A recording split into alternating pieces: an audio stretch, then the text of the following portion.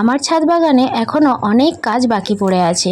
কবে করি এই চিন্তায় যেন দিন কেটে যাচ্ছে। তো যাই হোক, এইদিকে দেখো, আজকে কিন্তু আমি কোনো ছাদ বাগানে গাছের কোনো পরিচর্যা করব না। আজ কিন্তু করব আমার মলির যে বাচ্চাগুলো ছিল ওদের জলটা পাল্টে দেব। ওদের জলটা কিন্তু ভীষণ নোংরা হয়েছে, তোমরা কিন্তু দেখলে সেটা বুঝতেও পারবে। দেখো কেমন শ্যাওলা পড়ে গিয়েছে, আর এই যে জলগুলো কিন্তু অনেকটাই কমে গিয়েছে। আর আমি ডিমের কুসুম খেতে দিয়েছিলাম বাচ্চাদেরকে, দেখো ওরা কিছুটা খেয়েছে কিন্তু কিছুটা খেতে পারেনি, সেগুলো কিন্তু তলায় পড়ে রয়েছে। আর আমি কিন্তু ডিমের কুসুম যেদিন যেদিন ওদের দিই সেদিন করেই কিন্তু আমি ওদের জলটা চেঞ্জ করে দিই, কারণ জলে গন্ধ হতে পারে। আমি কিন্তু সমস্ত বড় মা মাছেদের এবং আরও যে বাকি মাছগুলো আছে ওদেরও কিন্তু ডিমের কুসুম খেতে দিয়েছিলাম। আর এইদিকে বড় গামলাতেও দেখো, এই গামলার জলও কিন্তু অনেকটাই কমে গেছে, নোংরা হয়েছে। তো ওটা তো আজকের আর পরিষ্কার করব না, সময় হবে না। আমি এই ছোট দুটো জায়গা কিন্তু আজকে পরিষ্কার করব। দেখো এই যে প্রথমে কিন্তু আমি প্ল্যান্টগুলো তুলে নিচ্ছিলাম যেগুলো জলের মধ্যে দেওয়া ছিল। ওটা কিন্তু কচু গাছ। যখন আমরা প্রথম এই জায়গাটা তৈরি করেছিলাম, এই পন্ড তৈরি করেছিলাম, তোমাদেরকে কিন্তু সেই ভিডিও আমি দেখিয়েছিলাম। আর এই যে দেখো, আরও যে পানাগুলো আছে ওগুলোও কিন্তু ভালো করে এইভাবে ঝেড়ে তুলছি, কারণ ওই পানার ভিতরে যদি কোনো মাছ ঢুকে গিয়ে থাকে তাহলে কিন্তু ওগুলো মাটিতে পড়ে যেতে পারে। সেই কারণে অনেকটাই সাবধান করে কিন্তু আমি তুলছিলাম। আর এই দেখো, এগুলো কিন্তু আগের মলির বাচ্চা, ঠিক কতটা বড় হয়েছে। এর আগে যখন আমি তোমাদেরকে দেখিয়েছিলাম পন্ড তৈরি করার সময়, তখনও কিন্তু এর থেকে একটু ছোট ছিল, এখন কিন্তু অনেকটাই বড় হয়ে গিয়েছে। তারপরে দেখো, আমি কিন্তু জলগুলো ভালো করে হাত দিয়ে এইভাবে কিন্তু জায়গাটা পরিষ্কার করে নিচ্ছি, কারণ ধারে ধারে কিন্তু তোমরা দেখেও বুঝতে পারছো একদম সবুজ হয়ে শ্যাওলা পড়েছে। আর নিচের তো একদম অবস্থা খারাপ হয়ে আছে, আর অনেকটাই নোংরা হয়েছে, কারণ এই সপ্তাহে, আগের সপ্তাহে পরিষ্কারটা করা হয়নি, একটু অসুবিধা ছিল, কাজ ছিল বাড়িতে। তো যাই হোক, আজকে ডিমের কুসুম দিয়েছিলাম, সেই কারণে ভাবলাম জলটা চেঞ্জ করে দিই। আর এই যে দেখো, জলগুলো কিন্তু আমি একদম ফেলেও দিচ্ছি না, আমার এই জলগুলো অনেকটাই কাজে লেগে গেছে। আমার ছাদ বাগানে যে গাছগুলো ছিল সেই গাছগুলোতে কিন্তু এই জলগুলো অনেকটাই কাজে এসে গেল। তো যাই হোক, এইভাবেই কিন্তু আমি যখনই জল চেঞ্জ করি জলগুলো কিন্তু আমি ফেলে দিই না, আমার ছাদ বাগানের গাছেদের দিয়ে দিই, এতে কোনো অসুবিধাও হবে না। তো যাই হোক, আমার কিন্তু সমস্ত জল পরিষ্কার করা হয়ে গেল।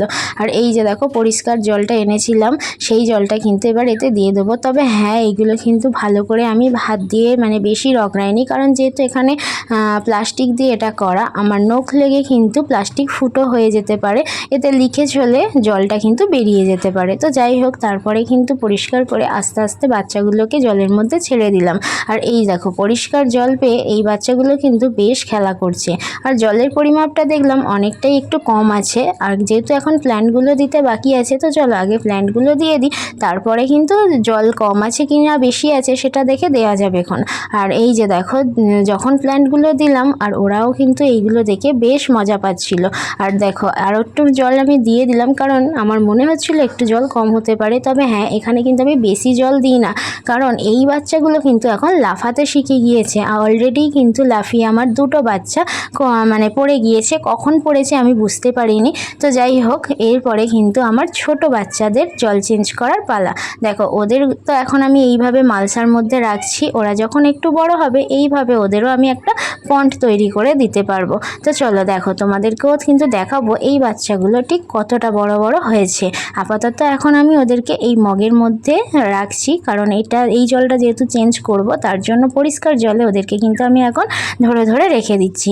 আর এই বাচ্চাগুলো কিন্তু আমার সেকেন্ড টাইম হয়েছিল, তোমাদেরকে কিন্তু সে ভিডিও আমি দেখিয়েছিলাম।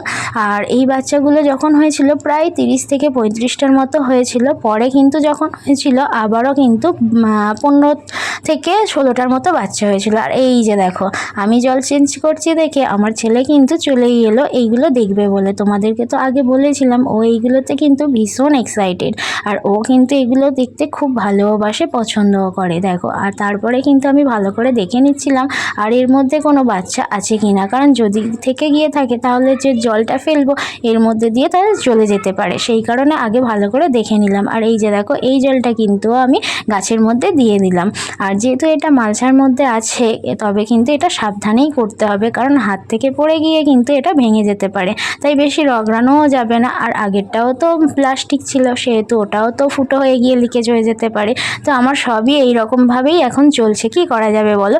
নেক্সট টাইম যদি কখনো কখনো সময় হয় সুযোগ হয় তো ভালো জায়গাতেই করব। আপাতত এইভাবেই এখন চলুক। তো দেখো এই বাচ্চাগুলো ঠিক কত বড় হয়েছে তোমাদেরকে কিন্তু এখন দেখিয়েই দিলাম। আগের ভিডিওতে যখন দেখিয়েছিলাম কিন্তু অনেকটাই ছোট ছিল। আর তোমরা নিশ্চয়ই জানো মলির বাচ্চা ঠিক এত বড় বড় নিশ্চয়ই হয় না। হ্যাঁ, অনেকটাই কিন্তু বড় হয়ে গিয়েছে। আর তারপর আমার ছেলে বলল আমি কিন্তু এগুলোকে দিয়ে দেব। তো দেখো ও তারপরে আমাকে আর হাত দিতেই দিল না, আমার মলির বাচ্চাদের পন্ডে কিন্তু প্ল্যান্টগুলো ছেড়েই দিল। তো চলো দেখো আমাদের কিন্তু আজকেকার মতো জল চেঞ্জ করা শেষ আর ছাদ বাগানের কাজও শেষ। আপাতত এই কাজটাই আজকের করলাম। আবার কালকে কি কাজ আছে তোমাদের সাথে অবশ্যই কিন্তু শেয়ার করব, তোমরা কিন্তু দেখতে ভুলো না। আর ভালো লাগলে অবশ্যই একটা লাইক করে দিও আমার এই মলির ছোট্ট ছোট্ট বাচ্চাদের জন্য।